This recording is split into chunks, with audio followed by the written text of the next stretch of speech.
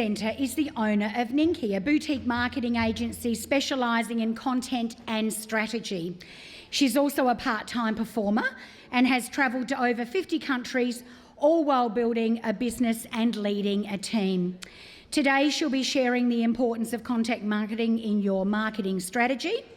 She'll give you some very useful exercises that will help you understand your audience, help you build your community, which we've all learned is number one thing, and to structure your content to reduce overwhelm, which I think we've all suffered at some point. She is so passionate about freedom, she actually has the word tattooed on her foot. May I ask you please to make very welcome digital strategist and copywriter, the gorgeous Chanelle Roux.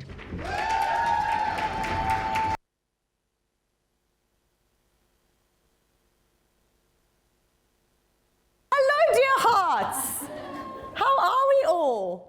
Can you hear me? Good, good, very good. Okay, I'm going to sound like a wanker for just a moment, but I do a lot of these talks. I talk a lot, and they usually invite me because I'm so confident and fun and engaging and smart and all those things. But this is the most nervous I have ever been for a talk in my life because all of you have been exactly that. And so it has actually been the most nervous. I have done 9 poos. I have done 9 poos today. Morgan was there for the 4 this morning, and maybe some of you were in there when I was doing the other 5. So I'm doing this with a very, very wrecked butthole, but we're going to do it anyway. Cool. So aside from that, and my advice for public speaking is just tell them something horrific, because then it couldn't get any worse from there anyway once people know what your bowel movements are. So that's always a good place to start. I do want to just introduce myself. So I am originally from South Africa. I've been living here for almost 10 years. And I got into the marketing industry in 2009. And I really like this story because I was actually working at a golf course. Initially, I was working as a waitress, and they just loved me so much that they said, we'd love to get you to work in the office. They didn't tell me anything about golf. I didn't understand anything about golf in this golf course. And on my very first day, I answered the phone, and he said, hello, I'd like to book a tea time. And I said, oh, I'm so sorry, sir, but we don't do teas, we only do lunches. So for those of you who understand golf, a tea time is to play golf, not for tea. Anyway, so I worked there for a couple of years, and then my neighbour said, oh, we're looking for a trafficker. Ooh, not a drug trafficker, guys. An advertising campaign trafficker. So I went in for this interview. I was bright-eyed and bushy-tailed. I was 19 years old, and I waltzed in, and I was also wearing a very low-cut top, which was so inappropriate, like now that I was looking back. But I remember I sat there and I said, I don't know anything about marketing. I don't have a degree, but I'm really smart, and I'll learn really, really quickly, and I'll work really, really hard. And they hired me. And not only did they hire me, but they put me on the Economist account. Do you know the Economist? So that was my baby. Anyway, so I grew and grew and grew and grew in that company, and I worked for very big brands like ESPN, BBC, Disney, Victoria's Secret, Coca-Cola, so like really, really big brands. They transferred me to work in Argentina, in Buenos Aires, so I lived in Buenos Aires for a year. And then I ended up traveling the world, and then I moved here, and then I worked at News Corp. Ugh. Yucky poo-poo. Yeah, so that completely destroyed my soul. And I decided after working there for 2 years that it was time for me to step away from my corporate life and start freelancing. And I wanted to freelance so I had more time to perform and travel the world, which I did. And then my business grew organically. I did not sit down and do a business plan. I did not say this is what I'm going to do and this is how I'm going to do it and this is who I'm going to do it for. I just did it. I just did it, and it grew organically. And now we have a team of 4. And we've got loads of clients all over the world. So I think there's a lot of beauty in allowing your business to grow organically. Don't feel like you have to have it all figured out, because no one ever actually does. And if you try and box yourself in too much, it doesn't allow for that creative freedom to happen to let your business go where it needs to go. Anyway, so that's just a little bit about me. When Di was doing her presentation yesterday, I was like, oh, what an idiot, 21 slides. Like, thank God I got rid of all of mine. I've got 38. I did it. I was going through it last night, and I was like, fuck, I've got 38. So think fast, because I talk quick. Okay, let's go to the next slide, she says, while she looks for the clicker.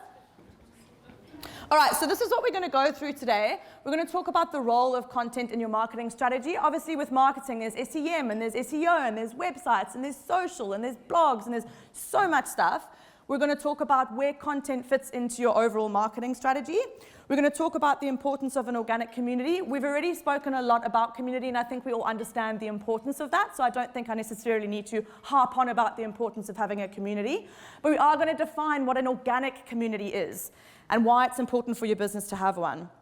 Understanding your audience. So we're going to do a couple of exercises to make sure you really understand your audience, and not just on a surface level, but on a really deep level, so that you can craft a really beautiful message that connects with them and also converts them. We're going to actually define your key messages. So my key message service, which is I'm mostly hired by like big corporates to do this, it's gold. If you can lock in your key message, which we're going to do today, it's really, really important, and I'll explain when we get there. And ultimately, we're going to talk about creating content that builds an online community and attracts new clients. Alrighty, sound good? Yes. Alrighty. So, this lady on the couch having a delicious coffee. No one smiles at their laptop like that. It's absolute nonsense, especially if you're working. But she's just decided that she would like to renovate her bathroom. Now, imagine that you, lovely lady, had decided that you were going to renovate your bathroom. What would be like one of the first things you've done? You've got this money, I'm going to renovate my bathroom. What are you going to do? You. I'm looking at you. Or anybody. Okay, Amelia. Google it. We literally started a bathroom renovation yesterday, so that is me. Okay. She's slightly Do slimmer you than I am smile right at now. your laptop like that? No, I throw my laptop. So the first thing I did was look on Instagram. Yeah? I looked for inspiration. I looked for, and then local companies who were doing bathroom renovations. Yeah, exactly. So you'll go on Instagram. You might search with a hashtag, like hashtag bathroom inspo. You might search using that hashtag to try and find some bathroom inspo. Coming back to you, lovely lady, you said Google. So you'd probably Google. What kind of things would you Google? Bathroom renovations. So you... I go straight to Pinterest. That's my Pinterest, yeah. Is my thing. Yeah? You had your hand up at the back. Where would you go? Yeah. Yeah, cool. What about some video content? Yeah. Anybody look at video content when they're making decisions? Yeah, before and afters. Yeah, before and afters? Okay, cool. I'm a bit old-fashioned. Yes, that's cool as well. But I'd actually get on, I'd do downloadable Home Beautiful and actually purchase online, because I still believe that those companies need some revenue. Yeah, yeah. And I'd look at the ones where like best top 5 bathroom renovations, and I'd get inspo from that. That's still content. So Yeah, that's great. But I'd yeah. probably get it for nothing if I went to Pinterest. Oh. But I don't do that because I still think that everyone needs to make Yeah, money. that's true. That's true. Although, if Sandra finds Yeah. somebody on Pinterest and ends up buying from them, then that could be good money for them. So all of that is content, right? So I think you're all pretty savvy and you'll know. Oh yes, we have another one. Yes. I do online blogs, so whether it's Instagram or wherever, but like ABI Interiors or Styled by Someone or something like that, they're pages that literally just focus on, or even Love Chloe Jane, people that have styled their own home. I'd be following their blogs and following along with their journey and what they're doing. Yes, exactly. So you're all right. Well done. Give yourself a little round of applause. So when we have a decision that we want to make a purchase, and obviously there's different kinds of purchases. There's like hand soap, which you're not going to overthink it, and you're not going to do heaps of research for it. But then there's bigger purchases, like a bathroom renovation, where you're going to start and you're going to Google and you're going to go to Pinterest and you're going to go to Instagram. And when you start researching, you're probably going to start quite broad because you don't really know what you're searching for. You don't know what you're looking for. So you might just say bathroom ideas. But then as you get closer towards making your decision, it starts to be like contemporary bathroom ideas or boho bathroom ideas. And then you start to find materials, and then it's like marble boho, and it gets more and more and more and more detailed as your search goes on. Now, all those places that you're going, Instagram and Pinterest and blogs and publishers and all of that, that is all content. Now imagine if you didn't have that. Like, how the fuck would you make your purchase decision without seeing all those beautiful pictures and reading all those beautiful articles and downloading all of those beautiful things? So that brings me to this amazing catchphrase that this amazing woman made up. It's ads help you be seen, but content helps you be chosen. So it's not enough for you to just put advertising in front of people anymore. I think that that's something that worked a couple of million of years ago, where you could just put an ad in the paper and that would work really well. But it's not, doesn't really work that way anymore. So an ad can help you be seen, but people won't buy from you after they see that ad if they don't know you, like you, or trust you.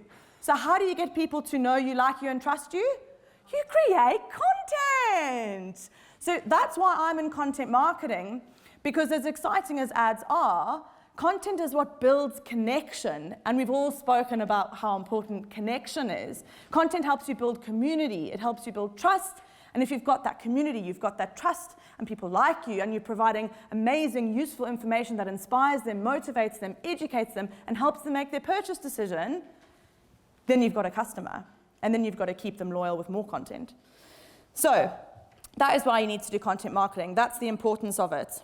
Content marketing, it solves people's problems. So it doesn't matter what it is. Like just saying before, I've got high functioning anxiety. You would never know, because people are like, but you're so like confident. And I'm like, it's a spectrum. So when I started learning about what was going on with me when I was having severe heart palpitations, I was Googling it.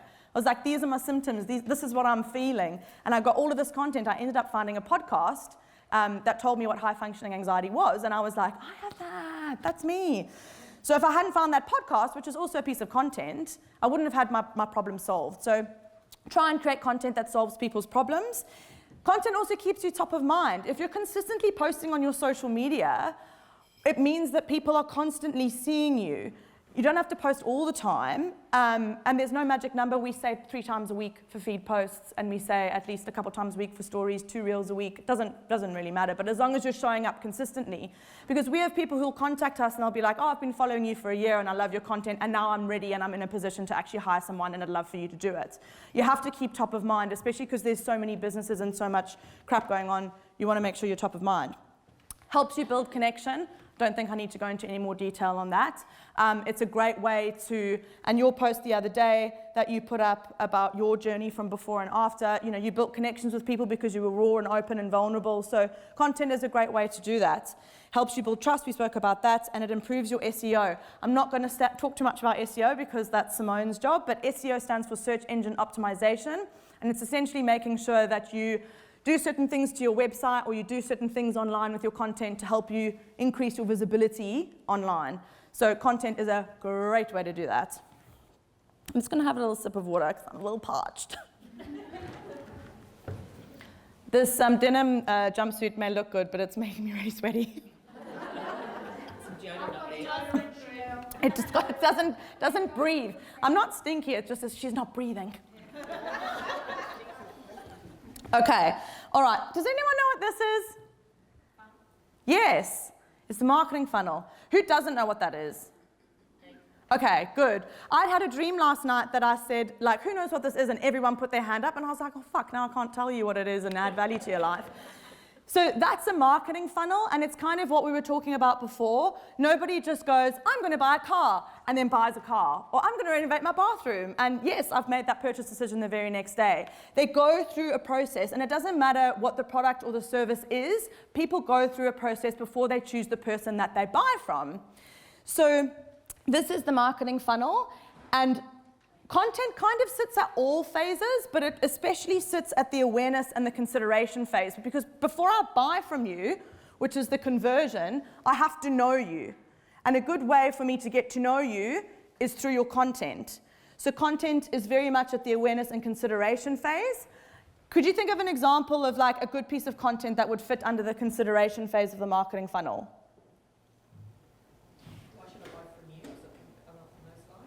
Yeah, like reviews.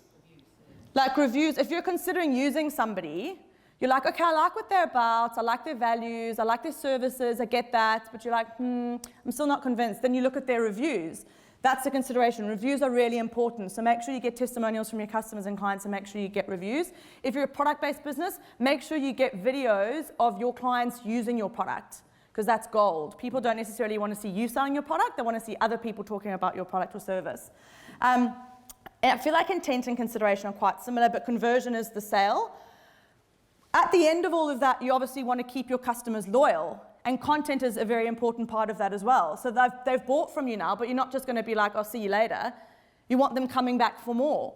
So you can do things like email marketing, which keeps them engaged with your brand, or they follow you on social media, and you continue to create content that keeps them engaged, keeps them interested, so that they keep coming back to you, or they refer business to you. So that's the marketing funnel, and it's important to understand, because when you're building out your marketing strategies, you have to factor in each of these stages. You've got to think, what is my product or what is my service, and what stages are people going through? What questions are they asking? What information are they looking for at each stage of that purchase journey? Because I'm going to provide that information to them, because if I'm popping up at each stage of their purchase journey, who do you think they'll go to? If there's someone's been super, super helpful at each stage of their purchase journey, they're going to go to you.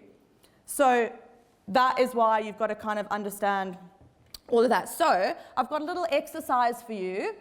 If you turn to page 34 in your light workbook, I've got like a sort of shortened version of the marketing funnel where it says awareness, consideration, and conversion.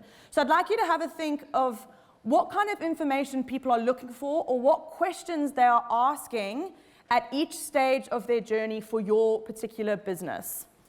Do you guys want to take like a couple of minutes and jot them down yourself and then share them? Or do you want to just like brainstorm in the room what that might be? Brainstorm. Okay, cool. Who? If they can put their hands up, and then I can run to them with a microphone. Okay, perfect. So who would like to put their hand up to do some brainstorming? Jen. So for my studio, for my studio, clients would look at our content and go, do I need to be fit to go? Or would I fit in? Yeah. So they're things like, I'm not fit enough, I don't have the right clothes to wear, what are they wearing, what do they look like, are they the same age, am I old enough, young enough? A lot of it is self-worth based questions. Yeah. And then I get the receiving end of that, like when they send a question, they go, I'm 86 and I've never moved before. And I'm like, okay, so how do you like to move? Yeah. So when I put content up, I'm trying to put content out that shows the variety of people that come to the studio. Yeah. Awesome. So yes, anyone can come, and yes, you will fit in. Yeah, perfect. Yeah. So you can use things like your Instagram or your Facebook to have pictures of the kind of people that come to your business, or the kinds of people that you're wanting to attract. Yeah. So use your Instagram and your Facebook to do that. And you might have some sections on your website. It could be an FAQ, or it could be a blog, for instance, that says, am I too old to do yoga? And then you write a blog saying, well, actually, you're never too old to do yoga. You know, this is this woman who's 102 years old, and so on and so forth. And, you know, this is who it's for, and it's for everybody, and these are the kind of people we have. So you kind of think about all the questions and concerns and worries that someone would have, and then you address it on your website. So think about, like, what kind of questions and information people are looking for, and make sure that is on your website. Yeah, so that's a great example. So you're doing the right thing there. Anybody else? Yep, I think I'm next. I'll just choose two main questions. Because we're predominantly a youth organisation helping young people at risk, we often get parents saying, it's just for youth. We can't use your services, obviously. I'll just leave them with you. And how to get that message across that we also help families, and that's our point of difference as well. And the second question, because we're a charity, it's always, I can't afford to pay you. Constantly. So yeah, we've really struggled with that. So I think when it comes to the whole, we also help families and not just youth, that comes down to your messaging and your communication. So businesses aren't always simple, and we've got multiple services, or we've got multiple target audiences. So that's a matter of just sitting down and crafting your messages, which I can help you with when we get to that exercise. You might have a selection of key messages that is for the youth side of the business. And then you can have more messaging that talks about how you also help families. And that also comes down to your website copy, to making sure that in your website copy, not only have you got keywords that make you discoverable to Google, but you actually explain that to people, even if it's just one nice, neat key message at the top of the page that say, we help youth and families with mental health so they can live happier, fulfilled lives. And that's just at the top. Straight away, you know that. And then it's reminding people in your ads or your social media content, and constantly reinforcing that message. We do TikTok services, so I'm constantly having to remind people, oh, hey, and if you want help with TikTok, we do it. And then it's just that reinforcement. So I think it comes down to your messaging, maybe updating your website copy, and then remembering to utilize your content channels to reinforce that message of what you do and who you do it for. Great point. Yeah, we're just publishing our new website soon and haven't even thought about that. So yeah, it's thank really you. website copy it's very important to. I'm not even like social media is important to invest in. That's what we do, but website copy and a really good website. That's where you need to start, because if you're spending money in ads or you're doing all this work on social media and you're sending people to a shit website with words that don't connect with people or don't answer the questions or don't have the information, they're not gonna, like, no one's gonna do anything. And in terms of getting people to pay for it, if you do a good enough job at selling the service, they'll justify the spend. If you can show the value, they'll justify the spend. People spend money on Prada shoes. I'm sure we can get people to spend money on mental health. So it's just all about your messaging, which I'm happy to help you with. I think that's still imposter syndrome that I'm struggling with. So yeah, that's another. I can help with that too. You're great. I'm sweating. So sweaty. Yes. So I have an issue with that because I'm a family photographer, and I, after they contact me, I'm calling them. So we have like 20 minutes talk when we discuss about everything. And then I send them an email with a guide that I wrote with everything, like all the questions answered. And then I have everything on my website, and time to time I'm posting on stories, like what's happening, what my services are. And still, most of them they are not, they don't understand really, what my service is and what I'm really providing, and they are nervous of doing anything. Like, for example, I'm offering this half of day documentary photo session when I'm going to them, and they are, I'm taking all the photos and stuff like that, and they are still afraid to book me, even though I'm giving them like a lot of information in a lot of platforms. And yeah, so it's interesting, like trying to understand why people aren't buying is like a whole exercise in itself. So is it my offering? Is it my price? Is it that my website is not set up to convert? Am I not asking the right questions? Is it, like how are they making that decision? And you can ask. Like, I'll ask people. If I don't win the business, I'll be like, if you don't mind and if you're happy to give feedback, what prevented you from working with us? And they'll be like, oh, whatever, you were just so intimidating. I just couldn't, I'm just so beautiful, you just couldn't. So like sometimes you have to ask. But I think what you'd probably benefit from is like, and I'm happy to help you, to just have a look at what you've got set up and just do a little bit of an assessment. Because it should be, it sounds like you've got it all set up, right? Like people can look at your work, they contact you, you send them a questionnaire, but then they're not converting. So what's happening? What's happening there? So let's catch up after, because I can have a look at what you've got set up, and then we can see maybe, that's maybe because you've got that question in there that's putting them off or something. Yeah, happy to look at that for you. Cool. Yes, dear darling. It might be hopefully it can apply to some others as well. When you have a business like mine, it's a bit, because my Instagram page is more about my writing and like the poetry and things like that, but my actual products to buy from me would be the workshops now and the books. So I think my problem, if anyone else has a similar problem, is that how do I get that messaging out so that they know they can actually book a workshop with me instead of only just following for the... Yeah, does that make sense? Yeah, tell them. Yeah. You just tell them. Just post it out there? Just tell them. Yeah, so like when you do your content, you have content pillars, which we're going to talk about in just a moment. Okay. So one of your pillars might be your poetry. Yeah. So that's one sort of series of content, it's all of my poems. But then you've got another pillar that is promotion. Okay. And that is your opportunity to talk about what you sell. And you are allowed to do that. Don't do it all the time. No one likes to be sold to. But that is definitely something you have to do. If you don't tell people how you can help them or what services you offer, what workshops you have and what benefit they have to you if you do them, they're not going to know. Yeah. So make sure that it's on your websites. Make sure that you're posting about it semi-regularly on your socials. Okay. Or creating promotional content for it. Yeah.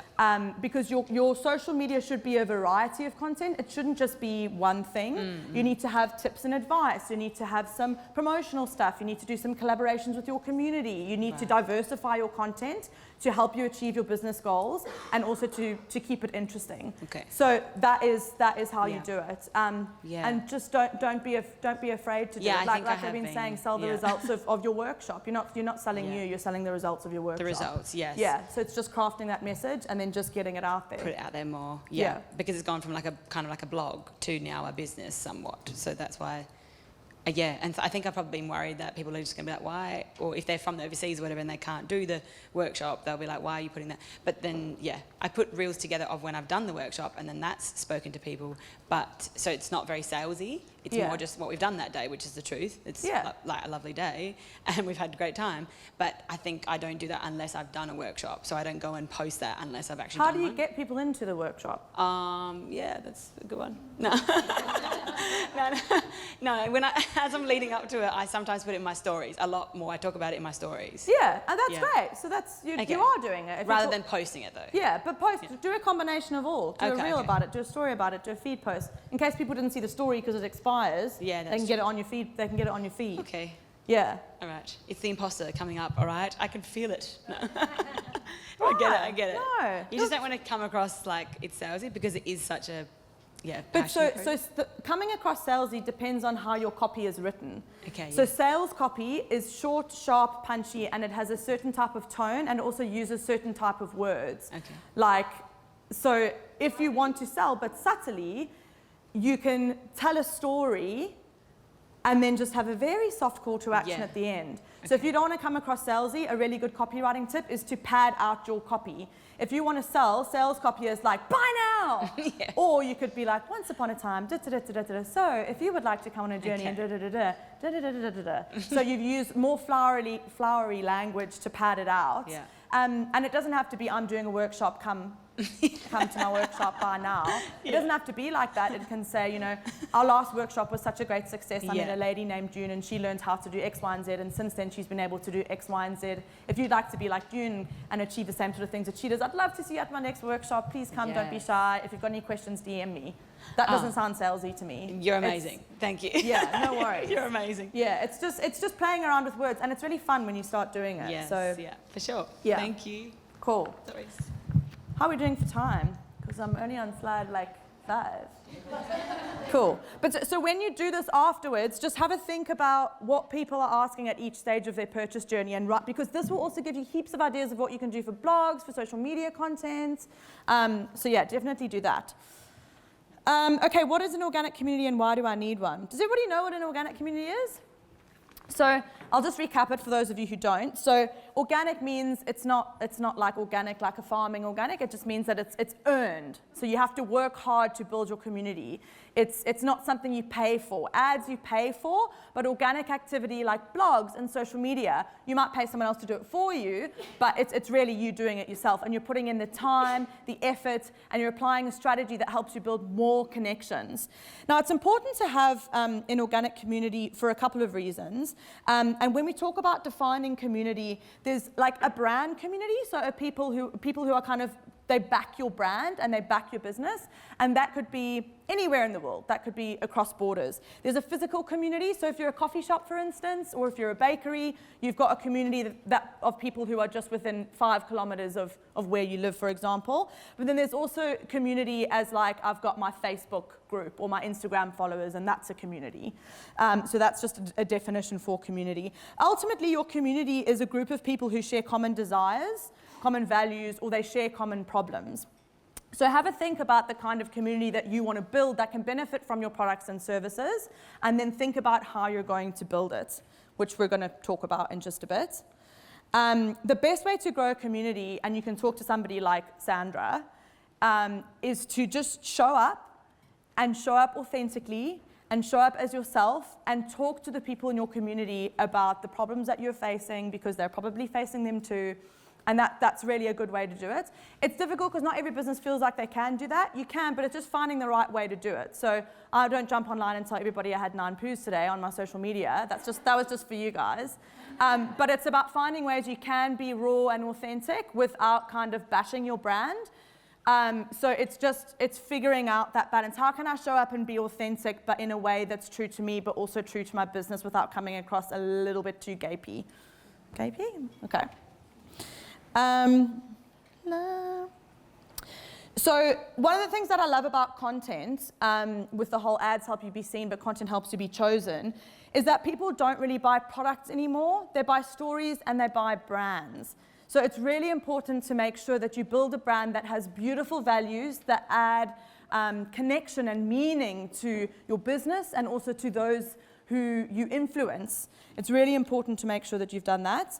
And people expect a lot more from brands. Like, sometimes I have people contacting me and they're like, well, I'm doing this and I'm doing this and I'm doing this. And I'm like, you're sort of just ticking a box. It doesn't seem like you're trying to actually make an effort to connect with anybody. You haven't established what your values are. You haven't told people how you can help them. You're just running ads and you're not really doing much. So people expect more from your business. They want to do more than just buy from you. They want to have a relationship with you. So think about how you can build those relationships with them, and you can really, really do that through social media.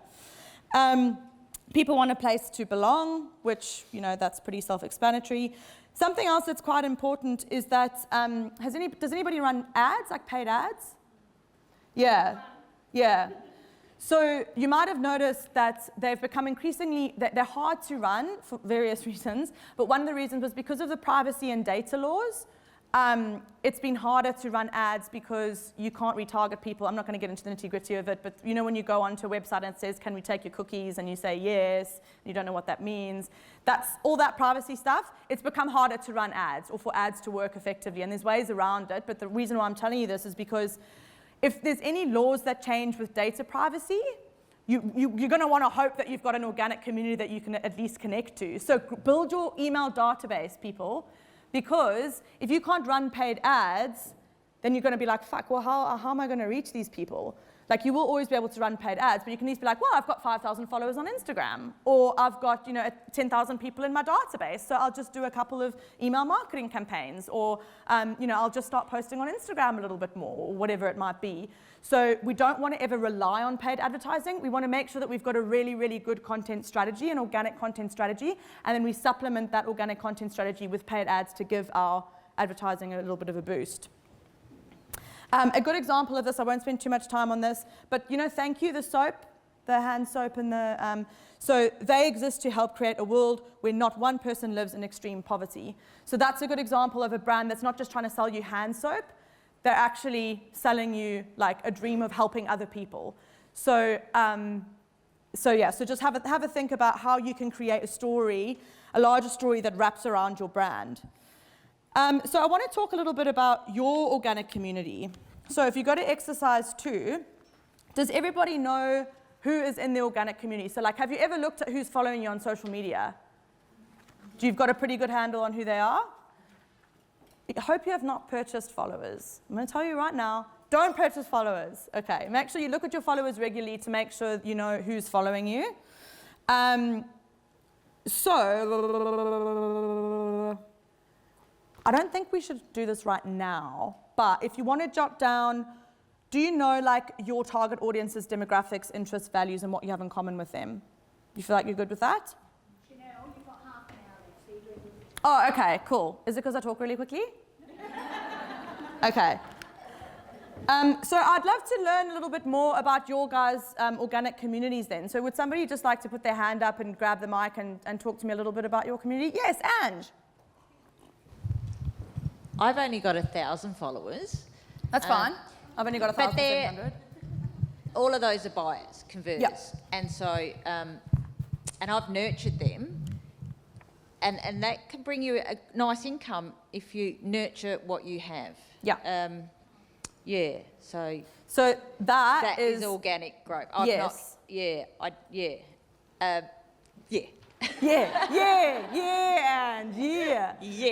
So what Andrew's just said is a really good example to support the fact that you do not need thousands of followers to make your Instagram a success or to generate leads from your Instagram.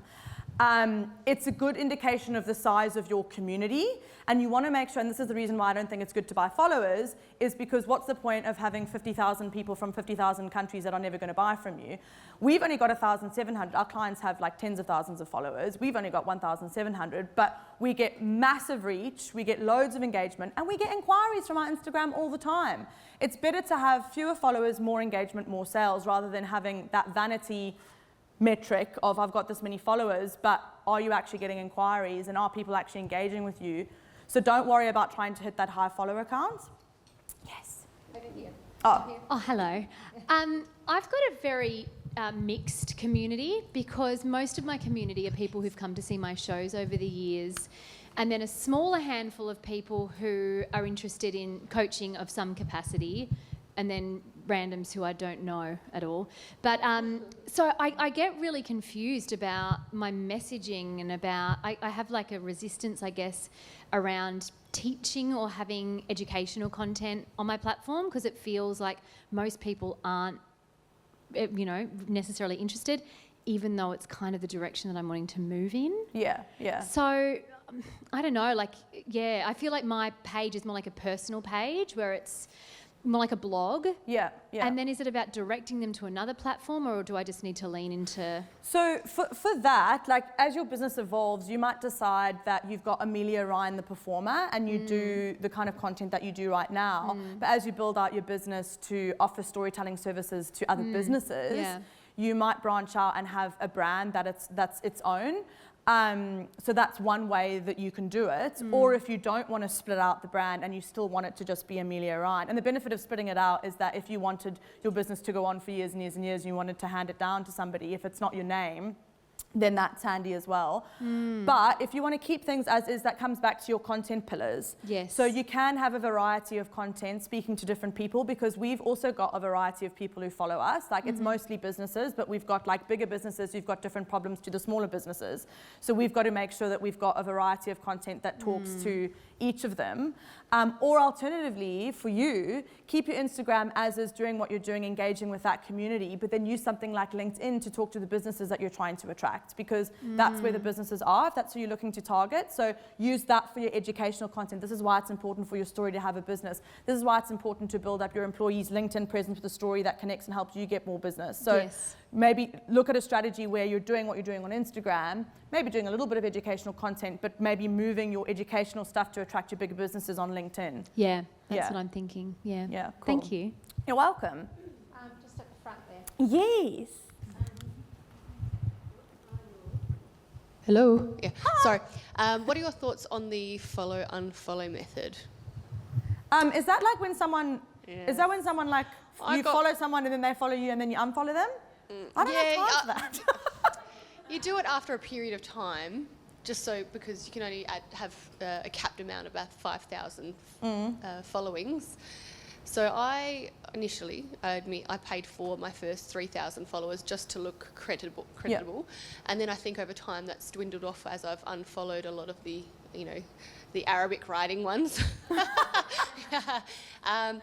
I found it quite effective, because I would actually hone in on target specific pages, such as like the Brow Shop, which was selling brow products, and my future goal was to have my own product range. So I was pre-thinking of who can I get to my page, people who are looking for products, and it worked. And I got from about 3,000 to about 10,000 in the space of a year. Yeah. I don't have the time to do it now, and it's sort of dwindled off. But what are your thoughts on having done that? So now that you've explained that, what you've just explained is community engagement or community management, which is what we do as part of our social media service. We don't unfollow, so we don't follow somebody and then as soon as they follow back, we like unfollow. No. It happens over a period of time, like a cycle. Yeah, so you might have them on for 6 months and then drop them off when needed. Yeah, so what we do as an example for like our agency, we actually do a lot of work with other agencies. So agencies, big agencies hire us because we're that good, and we white label our service to us. So we'll go onto other agencies' profiles on Instagram and we'll follow them because we want to follow them, not with the intention of unfollowing them later. And we start engaging with their content.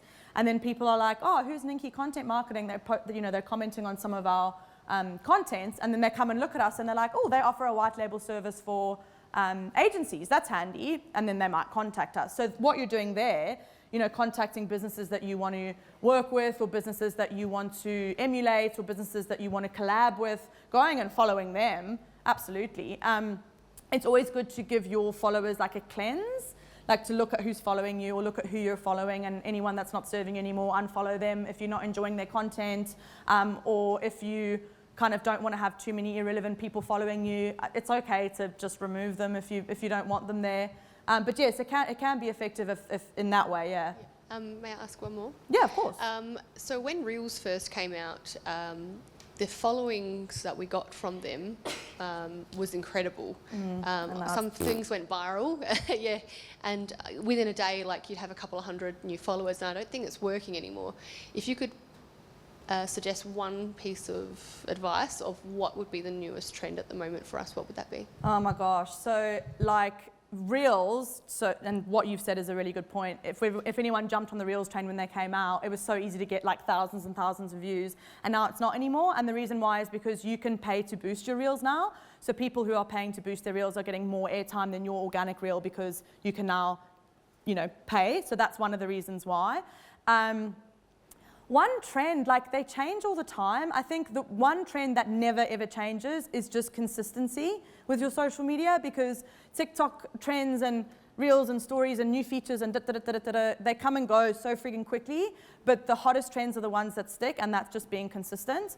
Some of your Reels will bomb and some of them will do really, really well, and you get used to that. Like, we've got Reels that have had, tens of thousands of views, and then we've had others that have only had 400.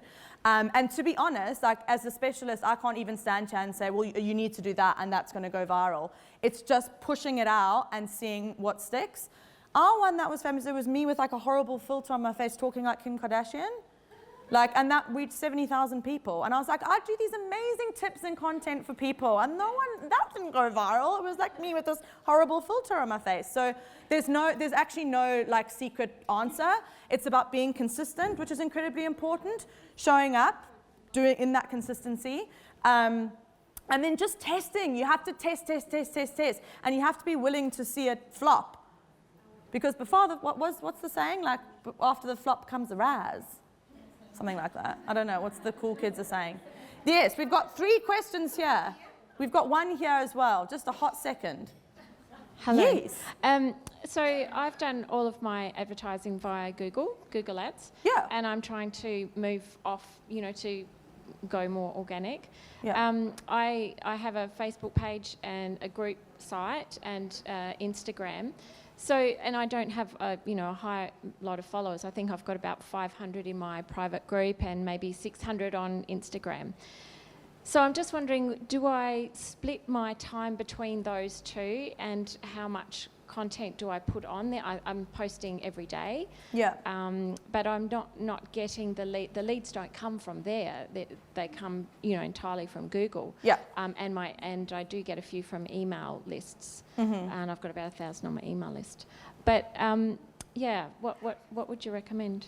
So it's Suzanne, hey? Yes. So Suzanne's made a point that I was saying just before, is that it's really good to have your organic content, which isn't going to get you leads like ads do. It can get you leads in time, but you'll see that when you supplement your content with paid ads like Google, your leads will, so whenever a client comes to me and they say, I want leads and I want shitloads of them, I'll say, you need ads. Content can get you leads, and we've got clients who'll put up a picture of a kitchen and 10 people message him and say, I want that kitchen, how much does it cost? So content can, but what you're doing now is actually correct. Right. You're being active with your organic content, you're posting in your group, you're posting on your Instagram, and then you're supplementing that with paid ads, which is where you get your leads from. Because you have to bear in mind, going back to the ads help you be seen, content helps you be chosen. If someone's Googling something and they see your name on a Google ad, but they've got no idea who you are, they're less likely to click your ad. But if they've seen you in your organic content, then they know who you are and they go, oh, Suzanne, I'll follow her on Instagram. And they're more likely to click your ad because they know you. Mm-hmm. So you have to build that awareness and consideration at the top of the funnel with your organic content so that people know you, like you, trust you. But then you've got your Google ads at the bottom to then convert them at the very end of that. Right. And in terms of where you spend your time, I think it sounds like you've got a pretty good strategy, and if you're getting leads in, it's probably working. Keeping active on your socials. I don't think you need to post every day. maybe in your group if that's working, but maybe try and reduce it and see if that is any better. But yeah, it sounds like what you're doing is working. Yeah, yeah. And when you're picking platforms, like we're going to talk about that in a bit, you don't need to be on every single platform. Like sometimes I've got these businesses and they're like, oh, we're on Twitter, and I'm like, why? That's not right for you. So you don't have to be doing everything on every platform. Find the ones that work for you. Find the ones where your audience is. Like that's how you pick them, which we'll talk about in just a bit as well. Yes.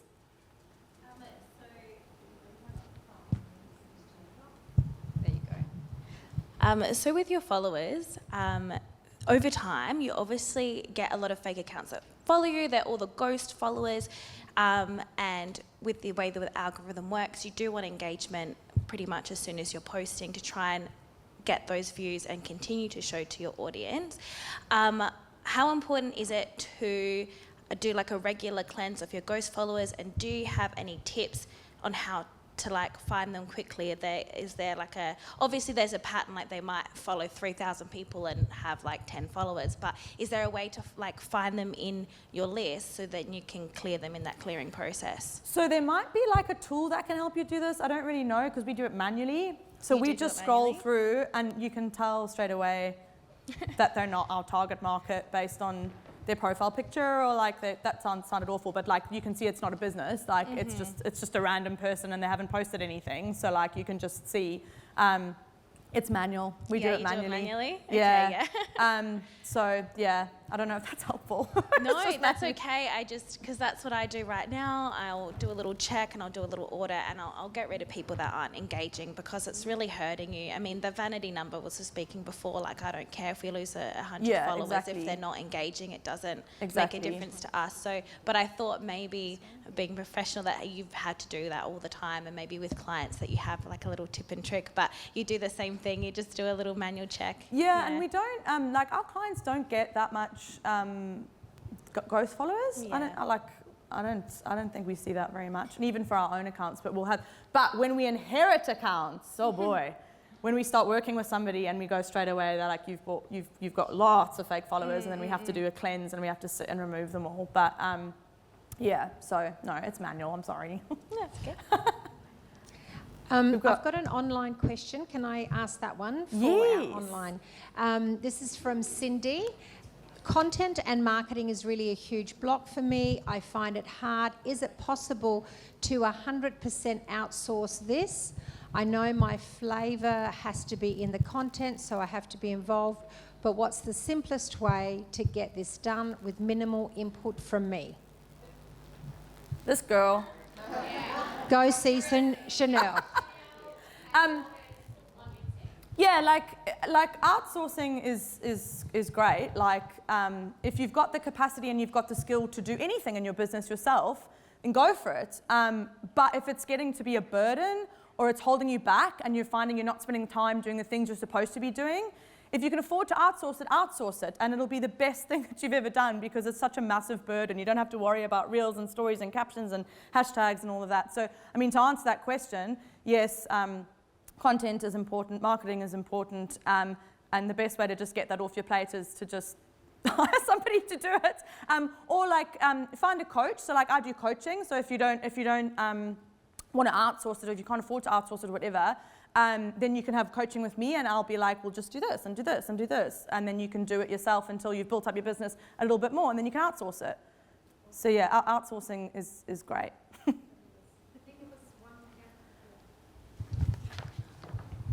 Hello. Okay, so mine's a little bit like, I can't remember your name, but sorry. I'm guilty of, well, not me, but I worked with a coach, not Jodie, who was very... You're overthinking everything. I'm so overthinking it because I don't know how to articulate. It's the perfectionist. Okay, so I worked with someone who was really into what they call friend farming, which I realise now is terrible after working with Jodie. As a result, do you know what friend farming is? So you like do you buy followers or buy friends? You don't buy them, but you basically just go, oh, these look like my target market in this particular group. I'm going to friend all of them without checking them, right? Friend them on Facebook. What a creepy thing to do. Yeah, it's creepy, right? But that's what I was taught to do. So as a result of that, when I pulled all these people into my Facebook private group, it's so polluted now. So I have like 500 people. I did a bit of a cleanse and I got rid of 200 of them. Nice. I'll post in there and like 3 people will engage with me. Yeah. So my question to you is, because the perfectionist in me wants to like shut it all down and start again, right? Would you do that, or would you just get everyone out except for those like 3 people? It's a really good question, because sometimes we do inherit groups and Facebook accounts or Instagram accounts, and they're so bad. They've got such a bad track record that like they're sick, and we have to just create like a new one. I think you can revive your Facebook group. You just need to have a strategy to do that. So for example, at the moment, what are you doing to recruit people into that group? Well, I'm not now. I've stopped doing that completely because I'm like, I don't know what to do. And But you have to start somewhere. Yeah. So at first, when you recruit people, it's going to take a while. That's the thing with content as well. It's not an overnight thing. Like it takes a while to build up, but you have to start somewhere. So start maybe even today, like if there's anybody in this room that would benefit from being in your group, which I think we all will. Everyone needs an emotional coach. Like get the people in this room to join your group as a starting point. And then when you do social media content, make sure that you say, oh, and hey, like if you want like free daily tips about like emotional coaching, join my group, because here I only post, 3 times a week, but on my daily group, I actually post every day. And there's actually women who, so give them a reason to join the group. You can set up a paid ad, which I recommend just to drive people to your organic group. So that's just running all the time, getting people into the group, and that way you can target the ad to your exact target audience and get people in that way. We've got a client who's got a private group, and like 80% of their sales come from that private group. Yeah. But you have to start somewhere. So I think just keep doing what you're doing, keep posting that content, but focus more on recruiting people in there, because you're going to get low engagement because there's not enough people in there. Yeah. You just need to get more people. Yeah. And also when you say like, posting and then getting them across, is that on your personal or is it on your business page? Both. Okay. Yeah, you can do both. You can be like, as you can say, I've got this group, come join us. Or as a business, I've got this group. Like, put it on your website. Yep. Say join our Facebook group. It's a button, and then they can go from your website. Yeah. So it's just you've got to market it to people so that you can capture them to push them in. Or if you've got an email database, hey, are you in your Facebook group? And send it out to email database. Yeah. Thank you. You're welcome. Yeah. I love that you're like, the Facebook group is sick. Like, it's just hilarious. I actually just wanted to answer your question of who's in your organic group, because I feel like I've got a really good idea. What I need to do is just set up my digital back end, and then I can go a bit harder on the socials. So can I just answer that question? Yes. Yeah. So I feel like my organic community, I've got quite a loyal organic community that followed me for many years through the different things, and it's slowly grown. And I tend to see women who are sort of at a midpoint in their life where they've spent a lot of time looking after other people and have sort of neglected themselves. So they come in, they're in my groups, or they buy my products because they're looking to have more time for themselves. I guess that's kind of my organic group. Or they're just women who like to take care of themselves. They feel overwhelmed by the beauty industry, and they're just looking for somewhere safe. So is that kind of what we're talking about when you ask who's in your organic community? Yeah, 100%. So like, that's perfect. You've nailed it. And you can be really specific as well. You can say they might be in Adelaide, or they might be in Melbourne, or they could be anywhere in the world. So there's doing like their demographics. So like, what's their age, or their gender, or if they're non-binary, or where do they live. But then you've also got what their problems are and how you can serve them and all of that kind of thing. So yeah, it's just knowing who's there so that you can kind of see who's following you and who's engaging with you. But that's exactly right, what you've done. Okay. Yeah, cool. All right, I've got 10 minutes. So, hang on just a hot minute. So at the bottom of page 35, there's an exercise there that says, how well do you know your audience? Can you just give yourself a rating really quick there? From 1 to 5.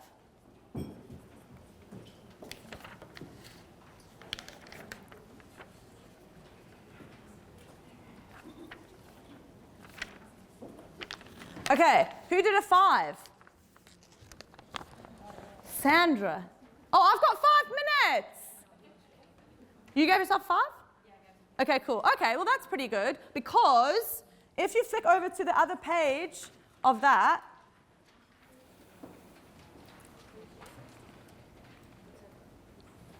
These are the questions that you need to know the answers to in order to really get to understand your audience. It's not just about the demographics, like it's 50-year-old women who live in Adelaide. It goes a lot deeper than that. Who are your ideal customers? What problems are you solving for them, or what problems do they have? Or how can your product benefit their lives? What else do we have here? Where are they spending their time online? So when it comes to picking your platforms, like, don't think that you have to be on everything, but think about where your customers are spending their time. I know that LinkedIn is like a big bugbear for everybody. This, like, for all the people who target businesses and they're not on LinkedIn, like, it's so important. So if you've got any trouble kind of picking your platform mix, then let me know, because I'm happy to give you some advice there so you're not wasting any time on channels you don't need to be on. What are their interests? So what interests them? Because you can really diversify your content, and it might be that you are a yoga teacher, but people who enjoy yoga also tend to like organic food. So you can still talk about organic food and give organic recipes. You're not a cook, but you're still going to give organic recipes because it's an interest of somebody who does yoga. So really think about their interests. What motivates them? Who influences their purchase decisions? What common interests do you share? And my favorite of all time, who understands their clients' fears, frustrations, needs, and desires? Great. Is it Deborah? God, I'm good with names. Thank you, Deborah. Yeah, so you're on track. So you really need to understand, before you can sell to somebody or before you craft your key message, what your audience's fears, frustrations, needs, and desires are. Because if you don't understand that, how are you going to effectively talk to them? So you really need to make sure that you understand that. Now, the last bit of my session was going to be crafting your key messages, which we're probably not going to have enough time to do, but I'm more than happy to sit with anybody today if you want to grab me afterwards, and we can do a little like workshop for crafting your key messages, maybe outside here or something. This is gold. This I learned when I was getting trained with Google in Sydney. Who, when they sell something, just talks and talks and talks and talks and talks and talks and talks and talks and talks and talks? Yeah. So key messages are so important for your business to have, because it distills the most important things that they must know about your business, right? So there's this is what they could know about your business and how you can help people and the benefits of your products and services. But what are the things that they absolutely must know? Because those are the things that you need to tell them. People only remember 3 things at a time, generally. And that's why in marketing you've got harder, faster, stronger, longer, smarter, It's the power of 3. People don't remember more than 3 things at once. So we have to try and take everything that's beautiful and wonderful about your business and how you help your customers, but we have to distill it into 3 to 5 very tight key messages that tell them what they must know about how you can help their lives. So key messages are really important to have, because you can imagine that if you see somebody, a business online, and they're telling you everything, you're like, I don't even remember who you are. I'm so lost. So key messages are really important to have for product-based businesses and for service-based businesses. Key messages in nature, they need to be clear, they need to be compelling, they need to be simple, they need to articulate the benefits and also address the problem that your potential customer is facing. They need to be easy to read and say, they don't use jargon, and they can be supported with proof. So when you develop your key messages, ultimately you'll have like a messaging framework where you have your individual messages that kind of tick all of these boxes, but then they're supported with data. So if you say, we are the #1 social media agency in Adelaide, what data are you saying to support that? So really, really important to have those key messages. The key messages, aside from being all those things, they say what you do, who you do it for, and why you do it, which is the customer benefit. So you can kind of start by addressing the problem. And I've got a couple of examples here for you, just to show how you can do it differently. So Ninki creates social media content for businesses who want to build meaningful connections with potential customers, bit long. Ninki creates social media content that increases your online presence, sparks connections, and generates inquiries. This is not subliminal marketing, by the way. Ninki creates social media content that grows your online community, builds trust, and generates inquiries. The point of this is that I've said the most important things you need to know about what we do, and I've said it in one sentence, and it's very obvious. So I haven't said that we use the latest features of the Instagram, we understand the algorithm to make you be super good. Like, it's none of that. It's just really, really simple. And you have to sort of say that you're going to help them generate inquiries. Please don't play the music. Okay, I just want to see what else I had going on here. I'm happy to, seeing as we're out of time, if anybody wants to meet me outside and needs help crafting their key messages, I'm happy to do that. And I'm also happy to go through the last few slides of this, which is actually building out your content pillars and your topics. La, la, la, la, la, la. Okay, so just because I'm out of time, if you look that up, you'll get access to a sheet that we use to like document all of your topics. It's like a content planner. It's just a Google Sheet, but it's just a really nice way to kind of like systemize the topics that you have and where you're going to publish and when you're going to publish and all that jazz. So thank you so much for having me, guys. What a treat. I dropped the clicker. Chanelle, that was fantastic. Just Oh, a little thank gift you. to say thank you. That was a fantastic session. Oh, thank you. Thank Can you so I much. ask you to put your hands together, please?